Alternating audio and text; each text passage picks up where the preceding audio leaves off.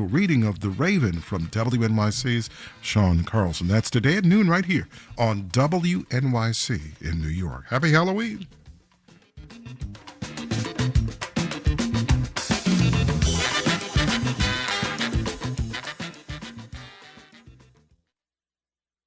WNYC support comes from Harrow International School, New York, offering day and boarding education for grades 6 through 12 on a 170-acre waterfront campus on Long Island. More information is available at harrownewyork.com. Every day, WNYC is working to get closer to New York and to New Yorkers. The underwriting we get from businesses helps power our independence. Learn how your organization can join in at sponsorship.wnyc.org. Tuesday is Election Day in New York and New Jersey. I'm Brian Lehrer. Join me and my colleagues Bridget Bergen and Sean Carlson for Election Night Live special coverage. WNYC reporters will be all over with the candidates and their supporters. We'll follow the returns, and we'll take your calls. This is what democracy looks like. Tuesday night starting at 8, only on WNYC.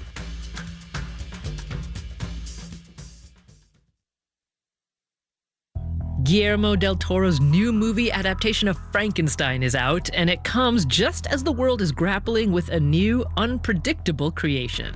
I did want it to have the arrogance of Victor be similar in some ways to the tech bros, creating something without considering the consequences. Frankenstein's monster and artificial intelligence. That's on the next On Point. Weeknights at 8 on WNYC. 6:51, you're listening to Morning Edition on WNYC. Coming up a little later, federal food assistance could grind to a halt tomorrow because of the shutdown, but a federal judge is weighing steps to ensure federal food assistance keeps flowing. We'll have more on that in about 15 minutes right here on WNYC. WNYC receives 51 and partly cloudy out there. Now we have a wind advisory noon to midnight, and we're talking about some pretty strong winds. You'll need to hold on to quite a bit out there. Winds gusts to 50 miles an hour. Otherwise, mostly sunny and 55 for a high today. And then tomorrow, sunny and mid-50s. Still some strong winds. It looks as if the winds calm down on Sunday. Mostly sunny, mid-50s.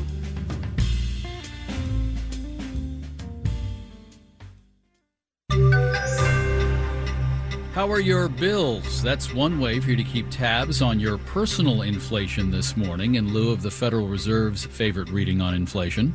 Marketplace Morning Report is supported by Ninja One, helping organizations simplify endpoint management to automate IT and strengthen security, all from one platform. More at ninjaone.com. And by Viking, exploring the world in comfort. With a fleet of small ships, Viking offers travel experiences for the thinking person. Discover more at Viking.com. I'm David Brancaccio in Los Angeles. The Personal Consumption Expenditures Inflation Report is not coming out today because it's government shutdown day 31 here. What else do we know about inflation at a time of tariffs? Marketplace's Justin Ho reports. Inflation has been picking up this year, but there are a couple of factors that have been pushing against that increase. Michael Pierce, Deputy Chief U.S. Economist with Oxford Economics, says in many parts of the country, rents have been coming down. We've had a lot of particularly new apartments completed over the last few years, a lot of new housing stock. And, the demand just hasn't been there. And so we've seen this gradual decline in rents on new leases. Wage growth has been slowing too. Pierce says that also takes pressure off of inflation.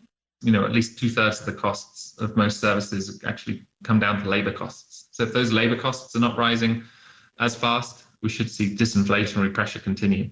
But there are also plenty of factors pushing inflation higher, including the president's tariffs. Pierce says those have already boosted inflation overall by almost 0.5%. Ben Ayers, senior economist at Nationwide, says the budget law passed this year could also stoke prices, since the law's tax incentives will stimulate business spending. That should hopefully shift many of these businesses that have been trying to see how things settle out with tariffs, shift them back into expansion mode next year. Ayers says he doesn't expect inflation to come down to the Fed's 2% target at all next year. I'm Justin Ho for Marketplace. We continue to cover food stamp payments not arriving for most beneficiaries starting this weekend, another government shutdown problem.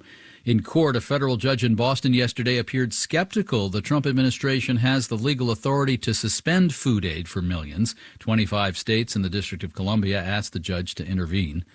Market stock index futures are mixed and are pointing to a down start for the Dow today, but a sharply higher start for the NASDAQ, with futures there up 1.1% after Amazon's very strong profit report late yesterday. Amazon stock is up 13% in pre-market trading.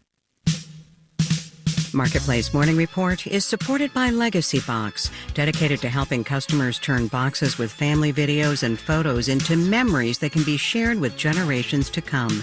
More at legacybox.com. And by TreviPay, a managed B2B payments platform for global brands, offering zero-touch AR plus tools to help reduce DSO at TreviPay.com. The way we work in 2025, still more than a third of us work away from the office at least once a week. Another trend, voluntarily working in fits and starts. A little here, a lot there, as long as you get the work done. Micro-shifting, it's called, brings welcome flexibility, but does it also lead to always kind of working trudge toward burnout? Jared Pope is a benefits and employment law attorney and CEO of WorkShield, a tool for companies to handle workplace harassment. Jared, welcome. Thank you for having me. Let me see if I understand this right. Micro-shifting. It's like working in fits and starts as long as you get the job well done. Is it something like that? Yeah, absolutely. It's kind of this growing practice where employees may have short bursts of working and then they'll go do something else. Like, hey, they're going to spend a couple of hours and go work, and then they're going to come back and do another sprint or burst throughout that day. And so instead of the traditional 9 to 5, as we may know it, it may be across 7 to 7, but you're going to have different bursts of productivity from these individuals. This isn't just a wonderful amenity to make lives easier for people who have multiple commitments.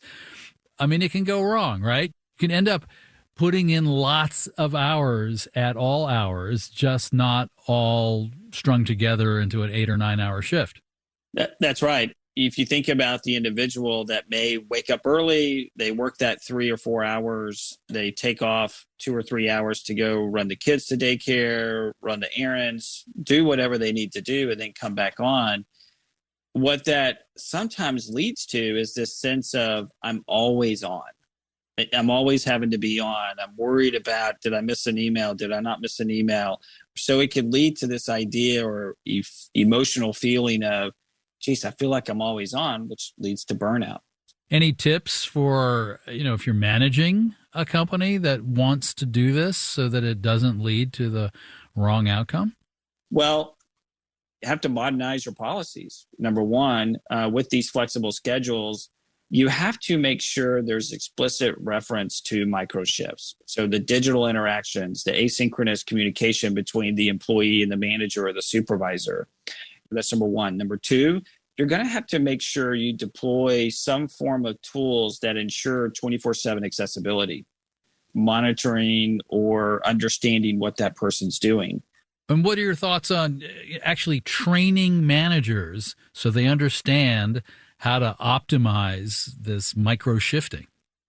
It should be number one in your playbook. You have to train your managers. That means you have to teach the leaders how to spot the risk of working remotely or in this micro shift. Okay, how do you solicit that feedback? How do you see when underperformance is happening or even overperformance? But then also training them how to maintain that connection. And with that training should come in also and say, hey, how are you going to keep the rhythm of your culture? How are you going to keep that heartbeat of your culture so it doesn't fragment?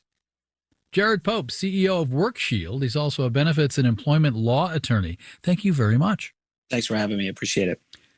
And YouTube is a searchable source for videos, right? But if you pay money, it's like a cable TV system, a one-stop shop for watching a wide range of channels. But YouTube subscribers have been left searching for ESPN, ABC, FX, Nat Geo, Disney Channel, ABC News Live, after talks broke down between YouTube parent Google and the owner of those channels. That's Disney.